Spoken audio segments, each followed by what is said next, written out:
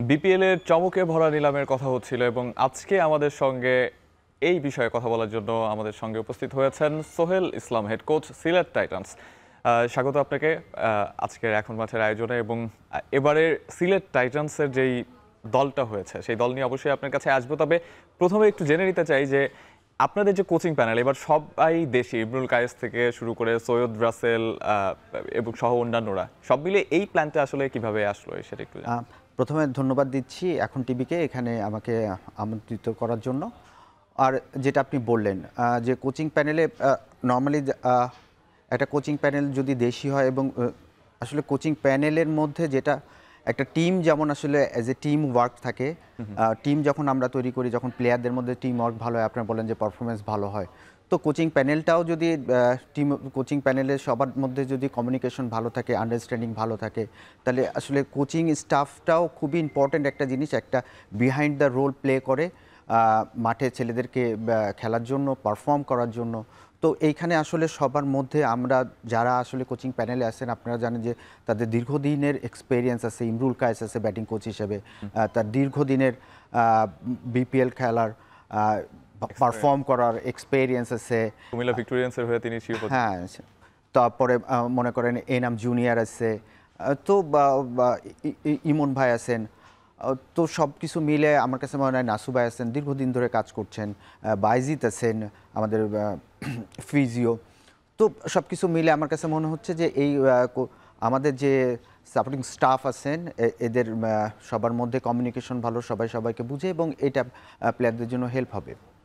অবশ্যই কোচদের কথা হলো, তবে যাদের নিয়ে আপনাদের কাজ সেই দলটা আমরা দেখে নেব যে কে কে আছেন সেখানে। মেহেদী হাসান মিরাজের কথা আপনি বলছিলেন শুরুতেই এবং সরাসরি সাইনিংয়ে তাকে যুক্ত করা হয়েছে।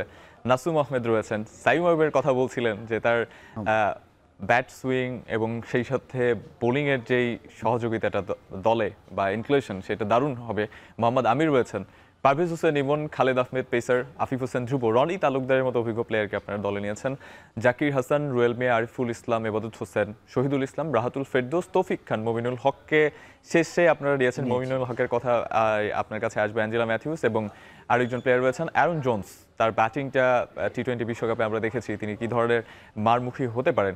তবে আমি একটু আপনার কাছ থেকে আলাদাভাবে জানতে চাইব যে মেহেদী হাসান মিরাজই কেন আপনাদের ক্যাপ্টেন? আপনি জানেন যে লাস্ট ইয়ার যদি আপনি দেখেন যে মেহেদী হাসান মিরাজ আসলে টিম অ্যাজ এ ক্যাপ্টেন, এখনও সে হোয়াইট বলে বাংলাদেশ টিমের ওয়ানডের ক্যাপ্টেন। তো আসলে আমাদের কাছে মনে হয়েছে যে মিরাজ আসলে টিমটাকে আসলে ভালোভাবে বন্ড করতে পারে এবং ওই কোয়ালিটিটা তার মধ্যে আছে, এবং সে আসলে দীর্ঘদিন ছোটোবেলা থেকে আসলে ক্যাপ্টেন ম্যাটেরিয়াল ক্যাপ্টেন ছিলেন এবং বিপিএল দীর্ঘদিন বিপিএল খেলছেন। অন্য অন্য টিমে খেললেও তার ইম্প্যাক্ট আসলে টিমের মধ্যে তার মেসেজ থ্রু করা, এই জিনিসগুলো আগে থেকে তার ছিল। তো সব কিছু মিলে আমাদের কাছে মনে হয়েছে যে মিরাজ আমাদের জন্য খুব ভালো অপশন। মেহেদী হাসান মিরাজ গতকাল নিলামের পরে যে কথাটা বলেছেন যে সিলেটবাসী এখন পর্যন্ত বা সিলেট দল বিপিএল এখন পর্যন্ত শিরোপা জিততে পারেনি। একবার রানার আপ হয়েছিল, তবে শিরোপা ছুঁয়ে দেখা হয়নি। এবার সেই শিরোপাটা তিনি সিলেটবাসীকে উপহার দিতে চান, সেটা সম্ভব কিনা? অবশ্যই সম্ভব। আমরা এখনো পর্যন্ত আমরা যে টিম করেছি, আমরা আসলে আমরা স্যাটিসফাইড যে আমরা আসলে এই টিম নিয়ে আমরা আসলে রেসে থাকতে পারবো। তো আপনারা যখন টিম করবেন, ফ্র্যাঞ্চাইজি টিম করতে গেলে আসলে প্রথমে ফ্র্যাঞ্চাইজিদের এক একটা টিমের এক এক ধরনের বাজেট থাকে এবং ওইটার পরে বেস করে আসলে চিন্তাভাবনা করা হয় কীভাবে আমরা করব। কিন্তু দিন শেষে যেই বাজেট থাকুক না কেন, ওইটার মধ্যে আপনি একটা ভারসাম্যপূর্ণ দল তৈরি করবেন, এটার জন্যই আমরা ওইখানে ছিলাম। তো মার্শাল্লাহ আমাদের যে বাজেট ছিল ওইটার মধ্যে আমরা একটা ব্যালেন্স টিম তৈরি করতে পেরেছি। তো আমরা এখনও পর্যন্ত সুপার হ্যাপি। নাসুম আহমেদকেও আপনারা সরাসরি সাইনিংয়ে দলে নিয়েছেন। নাসুম আহমেদ রিসেন্টলি জাতীয় দলে ভালো পারফর্ম করছেন।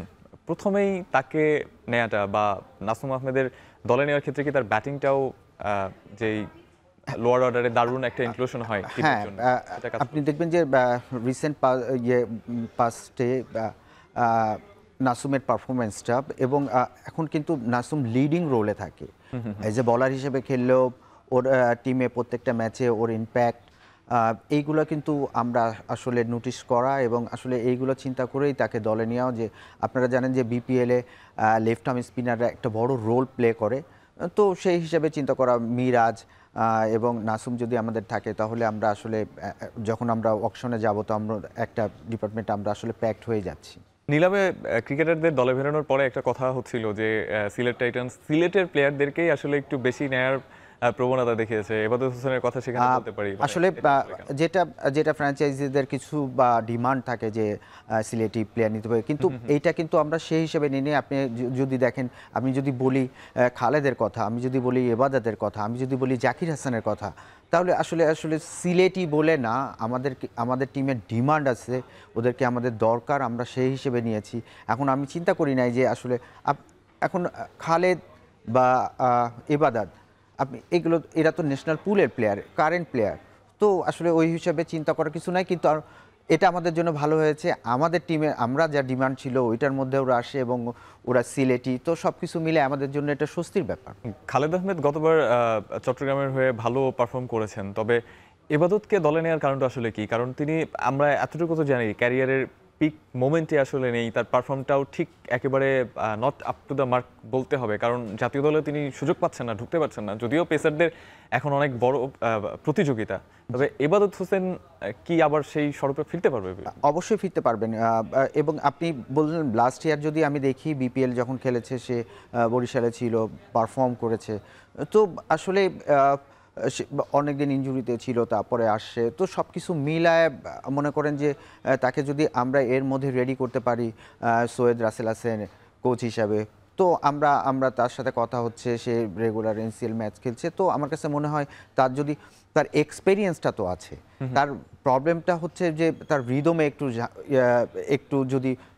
একটু যদি মনে হয় যে না আর একটু ইমপ্রুভ করা দরকার আছে, এটা তো ফিটনেস এবং বোলিং এই জায়গাগুলো, কিন্তু তার যে এক্সপেরিয়েন্সটা আছে খেলার, ওইটা তো আমাদের জন্য অ্যাসেট হিসেবে কাজ করবে। এবং যখন সে যখন বিপিএল এর আগেই সে যদি রেডি হয়ে যায় তাহলে আমাদের জন্য এটা অ্যাসেট।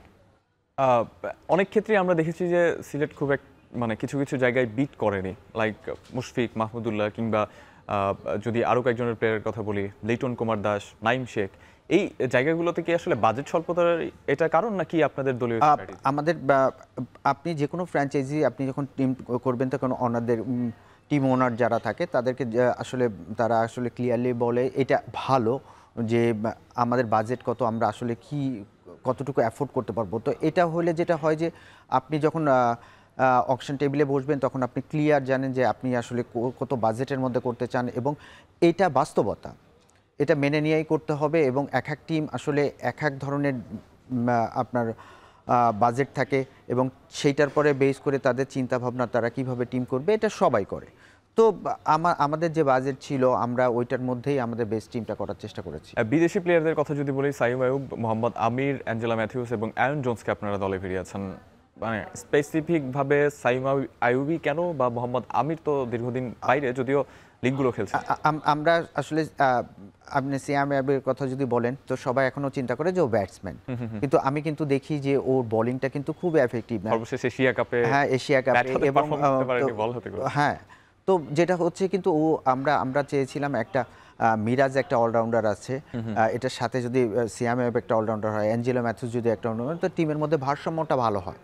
তো আমরা ওই চিন্তা করা, কেন আমির আছে ডেপথে বোলিং করবে, অ্যারন জোন্স আছে ব্যাটসম্যান, তো আমরা চেয়েছি যেন আর দুইটা ফরেন, একটা স্পিন অলরাউন্ডার, একটা পেস বোলিং অলরাউন্ডার, তো সেই হিসেবে চিন্তা। অ্যাঞ্জেলা ম্যাথিউসকে আপনারা দলে নিয়েছেন, মানে তাকে কি একাদশে খেলানোর প্ল্যানে, নাকি তার অভিজ্ঞতাটা যাতে দলে দিতে পারেন? না, অভিজ্ঞতা মাঠে দিতে পারলে আরো ভালো, আমি চাই অভিজ্ঞতাটা মাঠেই দেখছে। ডেফিনেটলি অ্যাঞ্জেলো ম্যাথিউস খুব আমার কাছে তো মনে হয় যে শ্রীলঙ্কাতে লাস্ট মানে মানে স্টার প্লেয়ার, কিন্তু এটা কিন্তু মানতেই হবে। এখন যেহেতু ওর এজটা শেষের দিকে, কিন্তু ওর এক্সপেরিয়েন্স বলেন বা ও কিন্তু সবসময় পারফর্ম করে, এতদিন যখন খেলছে তাহলে নিশ্চয়ই কেউ এমনি খেলাবে না, পারফর্ম করেই তো সে টিমে থাকে, যেখানেই খেলুক না কেন। তো তো ওই ধরনের যদি আপনার বয়স হয়ে যায়, আপনার যদি পারফরমেন্স, তাহলে ওই হাঙ্গারনেসটা আছে নিশ্চয়ই তার মধ্যে। নিশ্চয়ই অ্যাঞ্জেলা ম্যাথিউস শতভাগ পারফরমেন্স করার চেষ্টা করবেন, এবার অন্তত টাইম আউট হবেন না, এটা প্রত্যাশা করব। এখন ম্যাচের এই পর্যায়ে একটা বিরতি নিচ্ছি, ফিরছি কিছুক্ষণের মধ্যেই।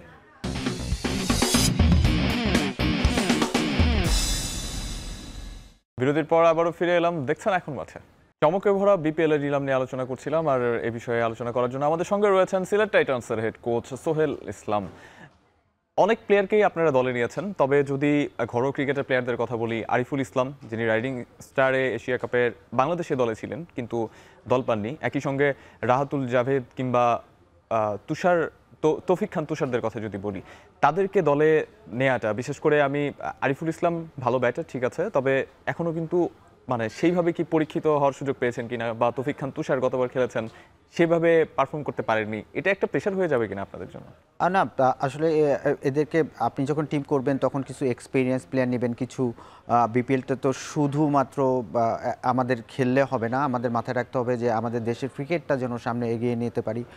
তো ভবিষ্যতে যারা আসলে ভালো খেলবে বাংলাদেশের পক্ষে, যে রিপ্রেজেন্ট করবে, আমাদেরকে সার্ভ করবে, তো এরকম চিন্তাভাবনা থেকে আসলে সমস্ত ফ্র্যাঞ্চাইজি চিন্তা করে যে কিছু আমরা যখন এক্সপিরিয়েন্স প্লেয়ার নেব, কিছু ইয়াং প্লেয়ারদেরকেও নেওয়া উচিত, এবং তাদেরকে যদি ড্রেসিং রুমটা শেয়ার করে তাহলে তারা এখানে যারা এক্সপিরিয়েন্স প্লেয়ার আছে তাদের কাছে আরিফুল ইসলাম কি ন্যাশনাল টিমে কখনো আসতে পারবে, বা বিপিএল এ এবার কেমন পারফর্ম করতে পারে? অবশ্যই আমি এখানে যে প্লেয়ারকে নিয়েছি তার প্রত্যেকটা প্লেয়ারের পরে আমার আসলে ওই ধরনের আস্থা আছে যে না তারা পারফর্ম করতে পারবে, এবং আরিফকে আসলে নেওয়া হয়েছে অ্যাজ এ ব্যাটসম্যান। সে আসলে ইয়ুথ যখন 19 খেলেছে জানেন যে 2টা 100 করেছিল, ও তো এখনও পর্যন্ত কিন্তু সে ভালো টাচে আছে।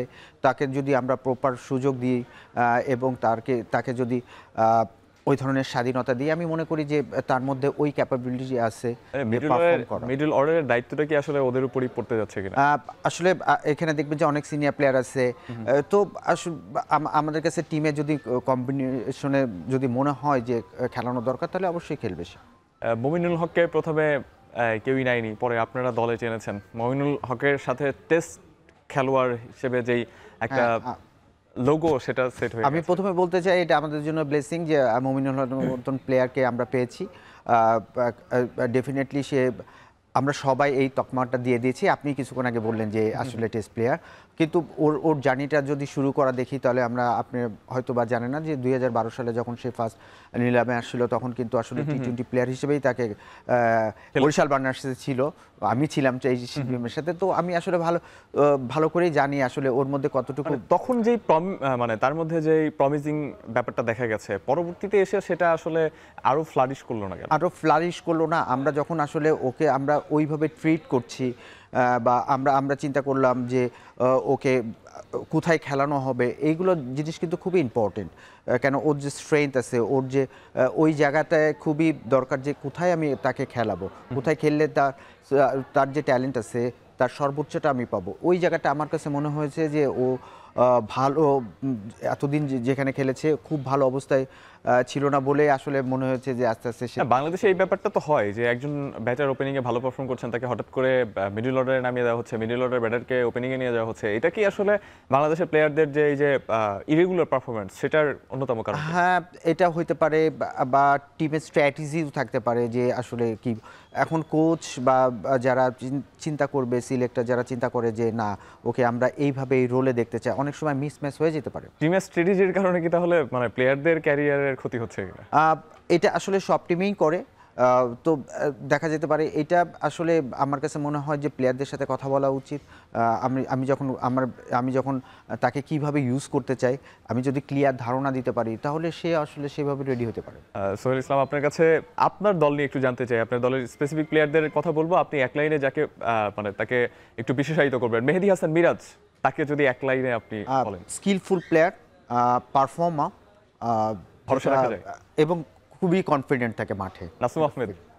নাসুম আহমেদ কিন্তু আসলে যে ওর যে ক্যারেক্টার আমি দেখেছিলাম, এখন ওইখান থেকে বেরোয় আসলে সে আসলে লিডিং রোলের মধ্যে আসার এখন একটা যে টেন্ডেন্সি আছে, এবং সে এটা সাইয়ুব আইয়ুব এবং মোহাম্মদ আমির এরা এক্সপিরিয়েন্স প্লেয়ার্স, আপনারা জানেন যে, এবং দুইজনের কি দীর্ঘদিন বিপিএল খেলার এক্সপিরিয়েন্স আছে, তো যেটা আমাদের কাজে লাগবে। পারভেজ হোসেন ইমন ফর্ম, এবং তার মধ্যে ওই কোয়ালিটি আছে, হিটিং কোয়ালিটি আছে, এবং একটা টিমকে চাপে ফেলানোর জন্য যে ধরনের ব্যাটিং করা উচিত ওর মধ্যে ওই কোয়ালিটিটা আছে। খালেদ আহমেদ এবং এবাদত হোসেনের মধ্যে আপনি কাকে এগিয়ে রাখবেন?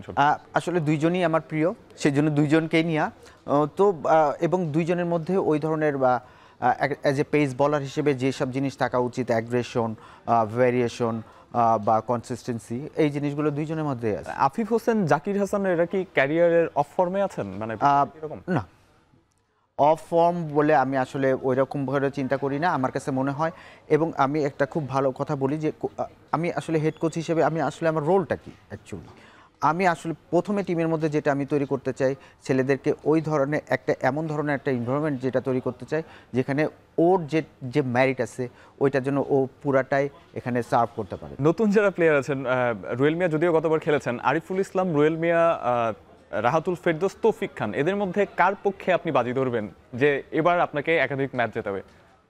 আসলে আমি আলাদা করে বলতে চাই না। এই যে প্লেয়ার আছে, বাঞ্চ অফ প্লেয়ার, আমি এদের পরে খুবই কনফিডেন্ট, এবং এরা ইয়াং। আপনি জানেন তৌফিক ওইভাবে হাইলাইটেড হয় না, কিন্তু আমি ডোমেস্টিকে যখন খেলা দেখেছি is a very good hitter. তো আসলে এইগুলো যে কোনো সময় তাদেরকে যখন নামানো হবে তখন আমি ওইভাবে তাদেরকে রেডি করে রাখতে চাই, এবং আসলে অ্যাজ এ টিম হিসেবে আমরা খেলতে চাই। টিম হিসেবে সিলেট টাইটান্স খেলবে এবং শিরোপার যে প্রত্যাশা সিলেটবাসী সেটা প্রত্যাশা পূরণ করবে। এখন ম্যাচের এই পর্যায়ে আরও একটা বিরতি নিচ্ছি, ফিরছি কিছুক্ষণের মধ্যেই।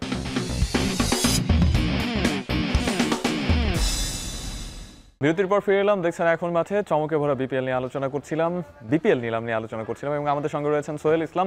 আপনার কাছে শেষ কয়েকটি কোশ্চেন আমার, সেটা হচ্ছে যে বিপিএল এর আগে আমরা ডেভিড ওয়ার্নার বা সেই ধরনের প্লেয়ার, যদি আমরা মোহাম্মদ রিজওয়ানের কথা বলি কিংবা বাবর আজমের কথা বলি, তো এই ধরনের প্লেয়ারকে আমরা দেখেছি। এখন কি মানে তাদেরকে কেন বিপিএল পাচ্ছে না, এবং এটার জন্য বিপিএল এর মান কমে গিয়েছে কিনা? আর সিলেট দল নিয়ে আপনার প্রত্যাশা জানতে চাই। যেটা বললেন যে প্রথমে যে মানসম্পন্ন ফরেন প্লেয়ার আমরা পাচ্ছি কিনা, এটা একটা ইম্পর্টেন্ট ব্যাপার হচ্ছে যে প্রথম যখন খেলা হতো তখন কিন্তু টি-20 এত গ্লোবালি এতগুলো টি-20 একসাথে চলতো না। এখন যেটা আসলে হয় যে এখন দেখছেন যে আইএল চলছে, তো এটার জন্য আমাদের জন্য একটু ডিফিকাল্ট হয়ে গেছে। সমস্ত আমি শুধু সিলেট না, সমস্ত ফ্র্যাঞ্চাইজিদের জন্যই ডিফিকাল্ট যে আসলে মানসম্পন্ন ফরেন প্রত্যেকটা ম্যাচে খেলানোর জন্য। তো এইবার একটা ভালো চান্স আছে যে আপনারা জানেন যে প্রথম দিকের কিছু ম্যাচ যাওয়ার পরে আইএল শেষ হয়ে যাওয়ার পরে সব টিমে আমার কাছে মনে হয় যে আরও ভালো ফরেন প্লেয়ার নিয়ে আসবে, এবং এখনো পর্যন্ত চমক থাকছে সিলেট। হ্যাঁ, অবশ্যই চমক থাকবে। আমরা চেষ্টা করব যে আইএলটা শেষ হলে তারপরে এখন যা টিম আছে এখনও আমি এদের পরে ফেথ রাখি যারা ফরেন প্লেয়ার আছে, কিন্তু তখন দেখা যাবে যে আরো নকআউট পর্বে যে আমরা চেষ্টা করব যে আরো ভালো ফরেন নিয়ে। সিলেট দল নিয়ে আপনার প্রত্যাশা জানতে চাই। অবশ্যই, এবং আমি কনফিডেন্ট আমাদের যে টিম হয়েছে এই টিম নিয়ে আমরা আসলে ভালো আসলে আমরা আসলে প্রতিটা ম্যাচই ভালো করে খেলতে চাই। তো সিলেটের এই দলটা কেন ব্যতিক্রম একটু ছোট্ট করে জানতে চাই। ব্যতিক্রম আমি বলবো যে টিম যেটা করেছে আসলে অনেকেই আপনি দেখবেন যে টিম করেছে এই টিমে, কিন্তু আমি এক্সপিরিয়েন্স প্লেয়ারদের দিকে বেশি গিয়েছি যারা বিপিএলে আসলে পারফর্ম করেছে। রনি তালুকদার বা জাকির হাসানের কথা বললেন, তারা হয়তো বা লাস্ট কিছুদিন পারফর্ম করে নাই, কিন্তু আমি চিন্তা করেছি যে বিপিএলে যারা পারফর্ম করে, এবাদাত বা খালেদ, যার কথা বলবেন না কেন, আমি কিন্তু ওই হিসাবে টিম করা যে আসলে কারা বিগত দিনে বিপিএলগুলোতে কারা আসলে পারফর্ম করতো, তো সেই হিসাবে আমার আসলে টিম করা। আমি কিন্তু অনুমান নির্ভর টিম করি নাই যে হ্যাঁ ওরা এক্সপেক্ট করতেছি হ্যাঁ ইয়াং প্লেয়ার ওরা আমাদের পারফর্ম করবে, ইমার্জিন কাপ দেখলাম। আমি কিন্তু আসলে বিপিএল আসলে না হলে নাইম শেখের দাম এত কেন উঠলো আসলে, তো যারা আসলে ডোমেস্টিকে খেলে পারফর্ম করে, বিপিএলে যারা পারফর্ম করছে এই হিসেবে আসলে টিম করা। বিপিএলে সোহেল ইসলাম আরও 5টি ফ্র্যাঞ্চাইজি রয়েছে, তবে সিলেটের দায়িত্বে আপনি রয়েছেন এবং সিলেট অবশ্যই এবার আপনাদের প্রত্যাশা পূরণ করবে। আপনারা সেই প্রত্যাশা পূরণে অবশ্যই অগ্রপথিক থাকবেন, পথ দেখাবেন জাকির হাসান, মেহেদী হাসান, মিরাজদের, সেটাই প্রত্যাশিত।